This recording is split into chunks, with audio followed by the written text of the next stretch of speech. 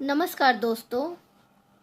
क्षिति वैविध्य के YouTube channel पर आप सभी का स्वागत है। जैसा कि मैंने आपको पहले ही बताया था, सूचना मैंने दे दी थी कि आज से हम लोग करंट अफेयर्स जो आई दृष्टि की मैगजीन है उसको हम लोग करेंगे, क्योंकि परीक्षाएं नज़दीक हैं।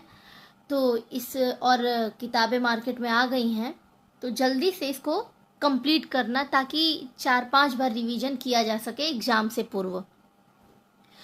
तो उसी के मद्देनज़र आज से हम लोग करंट अफेयर शुरू कर रहे हैं और एक एक करके हर एक बिंदु को देखते चलेंगे, हर एक घटनाक्रम को जो इम्पोर्टेंट है। तो बहुत समय न व्यर्थ करते हुए चलते हैं, इसको स्टार्ट करते हैं। और जो चैनल पे नए होंगे वो प्लीज़ चैनल को सब्सक्राइब करेंगे और अपने दोस्तों को भी शेयर करेंगे। तो पहले हम लोग राष्ट्रीय घटनाक्रम की जो संक्षिप्त की है, जो सूक्ष्म दृष्टि जिसको कह सकते हैं, उसको देखेंगे। और आई दृष्टि मैगजीन के बारे में बताने की ज़रूरत नहीं है, लगभग सभी अवगत होंगे जो तैयारी में जुड़े हैं वर्षों से, कई वर्षों से। तो वो जानते हैं कि आई दृष्टि का क्या महत्व है। जिन भी अगर आप सिलेक्टेड अभ्यर्थियों से अगर आप पूछें करंट अफेयर्स के लिए, तो वो आई दृष्टि को ही सजेस्ट करेंगे। और अगर मान लीजिए कि 25 से 30 क्वेश्चन अप्रॉक्स अगर करंट अफेयर्स का पूछता है, तो उसमें से लगभग 20 से 22-25 प्रश्न तक इसी मैगजीन से डायरेक्ट और इनडायरेक्ट वे में आता है। तो ये हमारे लिए बहुत ही इम्पोर्टेंट हो जाता है।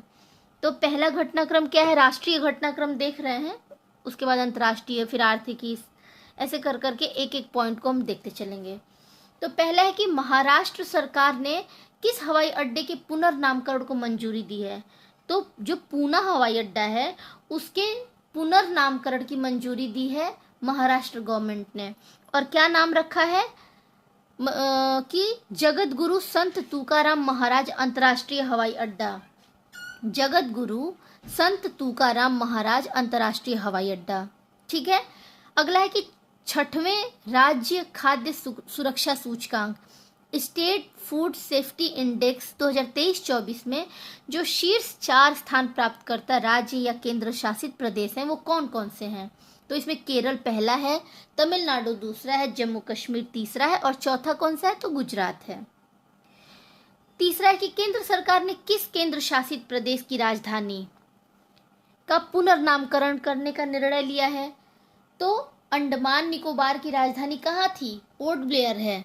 अब इसके पोर्ट ब्लेयर के नए नामकरण की मंजूरी दी गई है, निर्णय लिया गया है अभी, जिसका नया नाम होगा श्री विजयपुरम। ये इम्पॉर्टेंट है। दूसरा अंतर्राष्ट्रीय बौद्ध मीडिया सम्मेलन, ये कहाँ आयोजित किया गया है? दूसरा। पहला कहाँ किया गया था? आप लोग कमेंट बॉक्स में इसका आंसर देंगे। ये सेकंड है, पूछ सकता है कि ये स्टेटमेंट बेस्ड आजकल क्वेश्चन आते हैं, तो इसमें ये पूछ सकता है कि दूसरा अंतर्राष्ट्रीय बौद्ध मीडिया सम्मेलन, इसका आयोजन 11 सितंबर को नई दिल्ली में किया गया। और अगला है कि किसने उत्तर प्रदेश में सैनिक स्कूल का उद्घाटन किया? तो उपराष्ट्रपति जगदीप धनखड़ ने उत्तर प्रदेश में सैनिक स्कूल का उद्घाटन किया। और वो सैनिक स्कूल कहाँ बनाया गया है? तो उसका उद्घाटन गोरखपुर में किया गया है। अगला है कि प्रधानमंत्री नरेंद्र मोदी ने वीडियो कॉन्फ्रेंसिंग के जरिए कहाँ जल संचय जन भागीदारी पहल की शुरुआत की? मोदी जी ने वीडियो कॉन्फ्रेंसिंग के जरिए सूरत, जो गुजरात में है, वहां पर जल संचय जन भागीदारी पहल की शुरुआत की। और ये जो पहल है ये किस अभियान से जुड़ा है? तो ये जल शक्ति अभियान कैच द रेन से जुड़ा है। अगला है कि राष्ट्रपति द्रौपदी मुर्मू ने कहाँ विश्व शांति बुद्ध विहार का उद्घाटन किया? तो राष्ट्रपति द्रौपदी मुर्मू ने विश्व शांति बुद्ध विहार का उद्घाटन उदगीर, लातूर जिला, महाराष्ट्र में किया। उत्तर प्रदेश ने किस विश्वविद्यालय के मुख्य भवन में वैदिक 3D संग्रहालय बनाने की मंजूरी दी? तो ये बहुत ही इंपॉर्टेंट है उत्तर प्रदेश के मद्देनजर।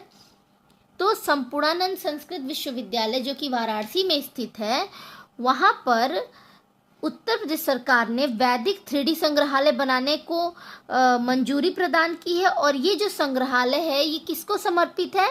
तो भारतीय ज्योतिष खगोल विज्ञान और वैदिक साहित्य को। प्रोजेक्ट नमन की शुरुआत किसने की? पूछ सकता है वन लाइनर में। प्रोजेक्ट नमन की शुरुआत तो भारतीय थल सेना द्वारा प्रोजेक्ट नमन शुरू किया गया, और इसके तहत किसको सहायता और सेवाएं दी जाएगी? तो रक्षा पेंशन भोगियों, जो भूतपूर्व सैनिक है और उनके परिवार जन को प्रोजेक्ट नमन के तहत सहायता और सेवा प्रदान की जाएगी। प्रोजेक्ट नमन किस प्रणाली के कार्यान्वयन पर केंद्रित है? तो स्पर्श जो कार्य प्रणाली है उस पर ये केंद्रित है। स्पर्श का फुल फॉर्म क्या होगा? सिस्टम फॉर पेंशन एडमिनिस्ट्रेशन रक्षा। जो डिजिटल पेंशन प्रणाली है उस पर आधारित है स्पर्श, और स्पर्श का फुल फॉर्म क्या है? सिस्टम फॉर पेंशन एडमिनिस्ट्रेशन रक्षा। अगला है कि उत्तर प्रदेश मंत्रिमंडल द्वारा डिजिटल मीडिया संबंधित किस नीति को मंजूरी प्रदान की गई? तो उत्तर प्रदेश डिजिटल मीडिया नीति 2024 को। वेरी इंपॉर्टेंट बना लीजिएगा कि उत्तर प्रदेश राज्य पिछड़ा वर्ग आयोग का अध्यक्ष किसे नियुक्त किया गया है? तो ट्रिपल स्टार कर लीजिएगा, राजेश वर्मा को। राजेश वर्मा को उत्तर प्रदेश राज्य पिछड़ा वर्ग आयोग, और ये किस आर्टिकल के अंतर्गत आता है इसका भी हमें आप कमेंट बॉक्स में आंसर करेंगे। बिहार खेल विश्वविद्यालय, वेरी इंपॉर्टेंट है, ये भी ट्रिपल स्टार का क्वेश्चन है क्योंकि बिहार पीसीएस में ये पूछ सकता है। बिहार खेल विश्वविद्यालय एवं राज्य खेल अकादमी का उद्घाटन कहाँ किया गया? तो राजगीर नालंदा में किया गया। केंद्र सरकार ने केंद्र शासित प्रदेश लद्दाख में कितने नए जिले बनाने की घोषणा की है? तो जो 5 नए जिले बनाने की घोषणा की है, ये भी वेरी इंपॉर्टेंट है। और वो 5 जिले जो बनने हैं उनका क्या नाम है? तो जास्कर, द्रास, शाम, नुब्रा और चांगथांग। यहाँ मैं आप लोगों को एक होमवर्क दूंगी कि लद्दाख की ज्योग्राफी कहाँ लोकेटेड है, कितने से कितने अक्षांश और देशांतर में इसका विस्तार है, कौन कौन सी श्रृंखलाएं वहाँ आती हैं, उनका सीक्वेंस क्या है, और कौन कौन सी वहाँ पर जो नदी है, पहाड़ हैं, फिर बॉर्डर किस किस के साथ शेयर करता है, मतलब जो भी उसका ज्योग्राफिकल वो है वो बताइएगा मुझे कमेंट में कि भौगोलिक विस्तार उसका कैसे है, किस किस के साथ उसका बॉर्डर शेयर है, किसी के साथ उसका कोई लड़ाई झगड़ा किसी के साथ तो नहीं है, इस तरीके से किस क्षेत्र को लेकर के विवाद है, जैसे चाइना के साथ देख लीजिएगा, मुझे लगता है अफगानिस्तान के साथ भी बॉर्डर शेयर करता है। तो आप बताइएगा कि कितने देशों की सीमाओं से ये लगा है, और भारतीय सीमा कितनी है जो लद्दाख से बॉर्डर शेयर करती हैं। तो ये सारे किस हिमालय में आता है, शिवालिक में आता है कि बृहद में आता है कि लघु हिमालय में आता है, ये किस में आता है। तो ये सारे जो भी प्रश्न हैं लद्दाख के भूगोल से संबंधित वो देखिएगा और मुझे कमेंट बॉक्स में इसका आंसर भी करिएगा। बनारस हिंदू विश्वविद्यालय और किस अकादमी ने नेपाली भाषा और संस्कृति अध्ययन के लिए समझौता किया? तो नेपाल अकादमी ने समझौता किया। बनारस हिंदू विश्वविद्यालय और नेपाली अकादमी ने नेपाली भाषा और संस्कृति अध्ययन के लिए समझौता किया। पीएम मोदी की अध्यक्षता में केंद्रीय मंत्रिमंडल ने किस योजना को मंजूरी दी?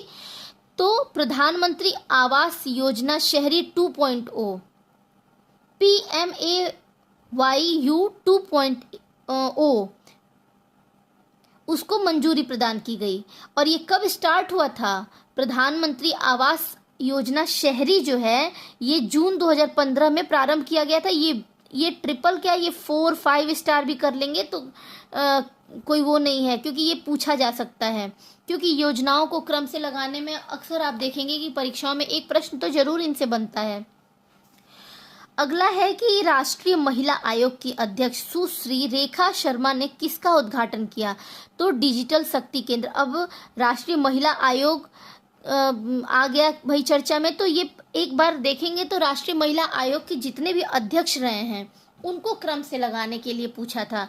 तो ये बेहद अपने आप में महत्वपूर्ण प्रश्न बन जाता है। इसलिए इसकी कौन कौन से, इसका गठन कब हुआ, कौन कौन लोग इसके अध्यक्ष रहे, इनकी एक आप पूरी वो बना लें, सीक्वेंस में लगा लें कि कभी दोबारा इस तरीके से रिपीट किया तो वो आप लोगों के लिए करना आसान हो जाए। तो डिजिटल शक्ति केंद्र का उद्घाटन किया, जिसका उद्देश्य क्या है? महिलाओं के खिलाफ साइबर अपराधों के बारे में लोगों में जागरूकता बढ़ाना। आपदा जोखिम प्रबंधन के लिए बीमा समाधान को कार्यान्वित करने वाला देश का पहला राज्य कौन सा है? तो नागालैंड। आपदा जोखिम प्रबंधन के लिए बीमा समाधान को क्रियान्वित करने वाला देश का पहला राज्य नागालैंड है। ये भी बेहद इम्पोर्टेंट है, क्योंकि ये पहली बार ऐसा ये हुआ है कि नागालैंड ने जो आपदा जोखिम प्रबंधन के लिए बीमा समाधान को कार्यान्वित किया है। अब आपदा जोखिम के लिए कब ये किस मंत्रालय के तहत आता है? डिजास्टर, ये देखिएगा। और फिर कब अधिनियम बनाया गया था, ये भी मुझे कमेंट बॉक्स में इसका आंसर करिएगा। देश में 3 नए आपराधिक कानूनों के सुचारू कार्यान्वयन को सुनिश्चित करने हेतु कौन से 4 ऐप शुरू किए गए? ये भी बहुत इंपॉर्टेंट है। जो 3 नए आपराधिक कानून थे, उनको जो पुराने कानून के जगह पे इनको लाया गया है, उनके कार्यान्वयन के लिए कौन से 4 नए ऐप शुरू किए गए हैं? तो वो ऐप हैं ई साक्ष्य, न्याय सेतु, न्याय श्रुति और ई समन। कौन कौन से हैं? ई साक्ष्य है, न्याय सेतु है, न्याय श्रुति और ई समन है। वो 3 जो कानून थे वो कौन से हैं, उसका भी मुझे आंसर करिएगा। और उत्तर प्रदेश के गोरखपुर से लेकर पश्चिम बंगाल तक 519 किलोमीटर लंबा कौन सा एक्सप्रेसवे बनाया जाएगा? तो गोरखपुर सिलीगुड़ी एक्सप्रेसवे बनाया जाएगा। गोरखपुर सिलीगुड़ी एक्सप्रेसवे किन 3 राज्यों से होकर गुजरेगा? तो उत्तर प्रदेश, बिहार और पश्चिम बंगाल से होकर के गुजरेगा। भारत की पहली भूतापीय विद्युत परियोजना का निर्माण कार्य कहाँ प्रारंभ किया गया है? ये भी बहुत इंपॉर्टेंट है, क्योंकि भारत की पहली भूतापीय विद्युत परियोजना है तो पूगा घाटी। अब पूगा घाटी कहाँ है? लद्दाख में। तो लद्दाख 2 बार आ गया है, तो इसलिए ये बहुत ही इंपॉर्टेंट हो जाता है। जरूरी नहीं है कि वो पूछ देगा कि पूगा घाटी भूतापीय विद्युत परियोजना का निर्माण कहाँ किया जा रहा है। अब लद्दाख के ज्योग्राफी से क्वेश्चन पूछ सकता है, तो इसलिए ये प्रश्न बहुत ही लद्दाख इंपॉर्टेंट हो जाता है।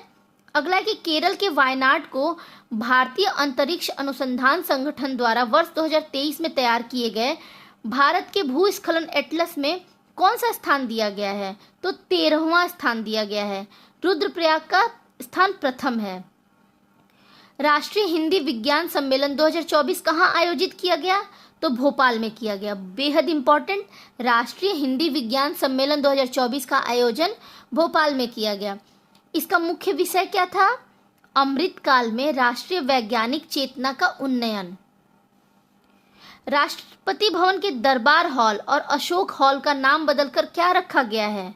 तो ये भी बहुत इंपॉर्टेंट प्रश्न है कि राष्ट्रपति भवन में जो दरबार हॉल और अशोक हॉल है, उनका क्रमशः नाम बदल करके दरबार हॉल का नाम गणतंत्र मंडप और अशोक हॉल का नाम अशोक मंडप कर दिया गया है। भारत के 500वें सामुदायिक रेडियो स्टेशन का शुभारंभ कहाँ किया गया? तो आइजोल मिजोरम में किया गया। शिंकुन ला सुरंग परियोजना के निर्माण कार्य का शुभारंभ कहाँ किया गया? शिंकुन ला सुरंग परियोजना, ये भी लद्दाख में बन रहा है और ये 15,800 फीट ऊंचाई पर स्थित है। इसकी लंबाई कितनी है? तो 4.1 किलोमीटर लंबा है। और इसका जब ये निर्मित हो जाएगा शिंकुन ला सुरंग, तो ये विश्व की सबसे ऊंची सुरंग होगी। कितना इंपॉर्टेंट प्रश्न है। यूपी सरकार ने वृक्षारोपण जन अभियान 2024 के तहत किस पहल की घोषणा की है? तो मित्र वन। यूपी सरकार ने वृक्षारोपण जन अभियान 2024 के तहत मित्र वन पहल की घोषणा की है। भारत का पहला Chadwick house navigating audit heritage संग्रहालय का उद्घाटन कहाँ किया गया? शिमला, हिमाचल प्रदेश में किया गया। तो मैं आज के लिए सिर्फ इतना ही पढ़ाती हूँ, आगे इसके बाद बताऊंगी।